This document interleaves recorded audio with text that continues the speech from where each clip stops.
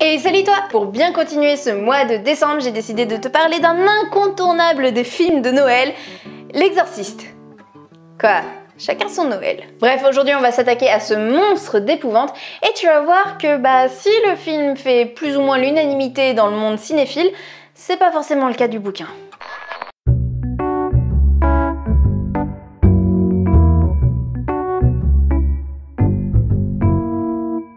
N'aie pas peur d'être celle qui fait des étincelles. Alors ce bouquin c'est William Peter Blatty qui va nous le pondre et c'est assez étrange parce que à la base Willy il n'était pas vraiment connu pour écrire des romans. Alors tu vas voir, mais Willy il a pas peur de faire le grand écart parce qu'à la base en fait il est journaliste, il n'est pas connu pour écrire des bouquins. Et pendant toute sa carrière, ce grand écart, il va le continuer. Il va écrire les scénarios de films tels que Promiser Anything ou encore le plus grand des hold-up. Des comédies, en gros. Vraiment le grand écart, je te disais. Pourquoi alors se lancer dans le roman d'horreur ? Eh bien, s'il pond son bouquin en 1971, en fait, ça fait 20 ans que Willy, il a l'idée en tête. En 1950, il est étudiant et entre deux beer pong, en fait, il va entendre parler du cas de possession de Rolandi. Ne t'inquiète pas, on va revenir sur Roland plus tard. Cette histoire va vachement le marquer quand même, parce qu'il va mettre ça dans un petit coin de sa tête et en fait, il va se lancer dans l'écriture en 1969. Tiens, ça me rappelle légèrement quelque chose, ça. Il va rencontrer le père Bishop qui en fait a assisté au vrai exorcisme de Roland. Ce dernier va lui donner quelques petits détails et il va lui dire en échange que par contre il doit garder secrète l'identité du petit garçon. Et puis finalement c'est tous ces renseignements là qui vont faire en sorte que l'histoire que va écrire Willy ressemble quand même vachement à celle de Roland. La seule différence c'est que le petit garçon est devenu une petite fille. Alors, avant de te parler du bouquin, on va revenir un petit peu sur Rolandi. Donc, comme tu l'as compris, ce n'était pas son vrai prénom. En fait, en réalité, le mec s'appelle Ronald Edwin Hunkeler et il avait 13 ans en fait au moment des faits. Ronald ou Roland, on sait plus très bien à force, était fils unique et il n'avait pas forcément de poteau en fait. La seule personne avec qui il était proche, c'était sa tante. Alors oui, dit comme ça, c'est assez triste, mais t'inquiète, le pire reste à venir. Sa tante était fan de spiritisme et donc forcément de Ouija, et ensemble ils avaient l'habitude de tâter du spectre. Malheureusement, très tôt, Ronald va perdre sa tante. Alors non, il ne l'a pas perdue dans un magasin Ikea, hein. Elle est décédée, genre morte, caput. Ronald vit ça très mal, comme tu peux l'imaginer, et il va commencer en fait à avoir un comportement assez étrange et il va y avoir des phénomènes inexplicables qui vont commencer à apparaître autour de lui. Des objets vont commencer à bouger autour de lui et ça va prendre de telles proportions en fait qu'il va être obligé de quitter l'école parce que, à ce qui paraît, sa table tremblait tellement que ça dérangeait tout le monde dans la classe. Alors, arrêter l'école pour ça, je trouve ça un petit peu extrême, surtout quand on sait qu'en fait il suffit juste de plier une feuille A4 en 6 et de la mettre sous la table. Mais bon.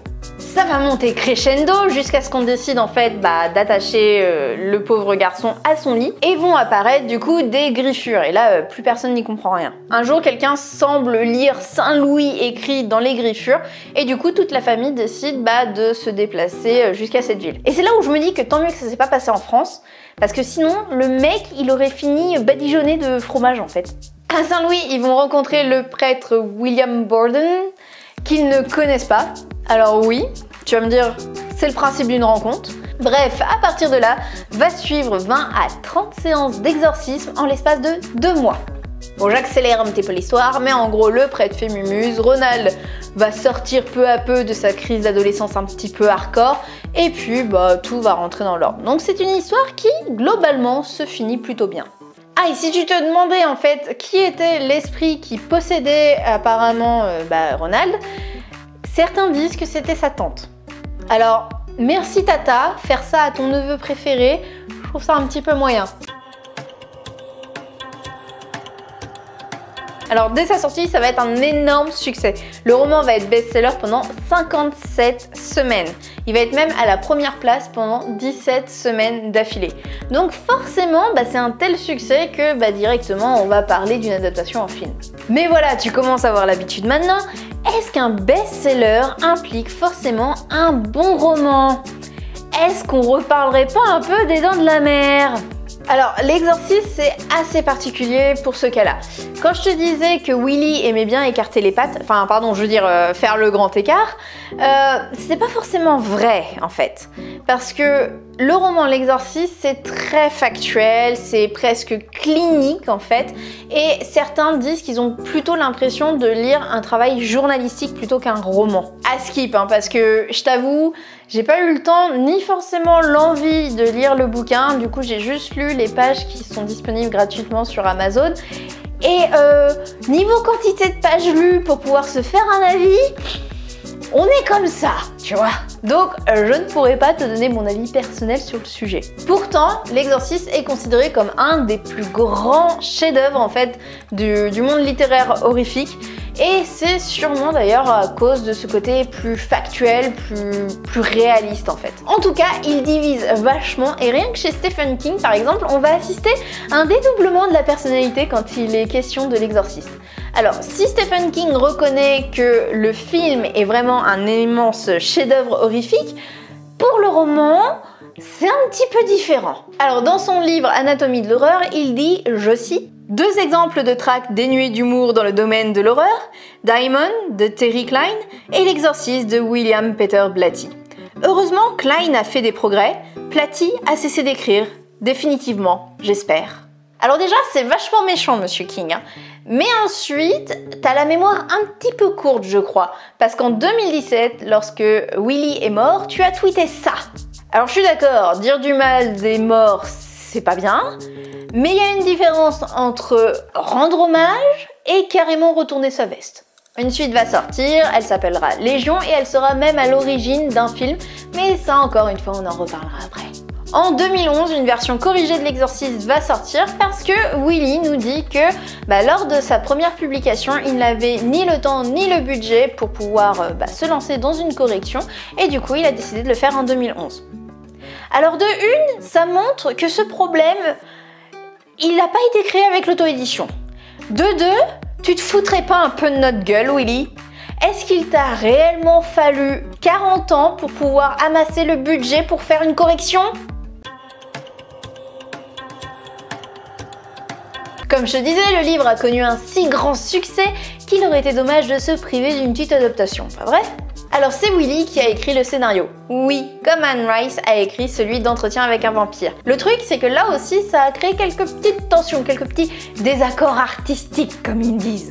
Il y a eu quelques petits problèmes avec le réalisateur parce que apparemment ils avaient pas la même vision des choses. En gros, le réalisateur voulait plus partir sur un film documentaire et Willy, lui, voulait un film. Alors Willy, tu as un esprit de contrariété qui doit être assez fort quand même parce que je te rappelle que ton bouquin a une essence assez journalistique. Donc c'est assez ironique de ne pas vouloir la même chose dans le film en fait. Bon, c'est un peu de notoriété publique et je pense que je ne t'apprends rien, mais le tournage du film a été une vraie catastrophe, voire un cauchemar en fait. Quand ils ne tiraient pas des balles à blanc sans prévenir les acteurs, Friedkin les giflait carrément pour être sûr que leur réaction soit bien réelle à la caméra. On parle de morts d'acteurs, de feux qui ravagent les décors, d'un prêtre qui serait venu pour faire des vrais exorcismes sur le plateau, d'un tueur en série parmi les figurants. Un tournage classique somme toute. Bon, des suites pas fameuses selon la critique vont apparaître après ça, dont celle inspirée par Légion. Et pour les titres, clairement, on s'est pas vraiment fait chier parce que la suite s'appelle L'Exorciste, la suite. Sinon, il y a eu aussi L'Exorciste 2, l'hérétique. Alors en fait, L'Exorciste, la suite sort après L'Exorciste 2, d'où le fait que ça s'appelle L'Exorciste 2 et pas L'Exorciste 3.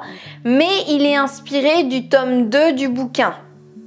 Je sais pas si t'as compris, mais si t'as pas compris, c'est pas grave. Ah, et en 2004, tu as L'Exorciste au commencement. J'ai comme l'impression que c'est la collection Martine. Voilà, c'est tout pour aujourd'hui. J'espère que cette vidéo t'aura plu. C'était le petit à la base. C'était un livre du mois. La semaine prochaine, on reviendra pour une nouvelle enquête. En tout cas, c'est tout pour aujourd'hui. Je t'embrasse fort. C'était Mélanie. Étincelle qui t'a déçu. Sans elle, tu seras la plus belle. Moi, je roule sans gêne, j'égrène des graines de mon tour du cou.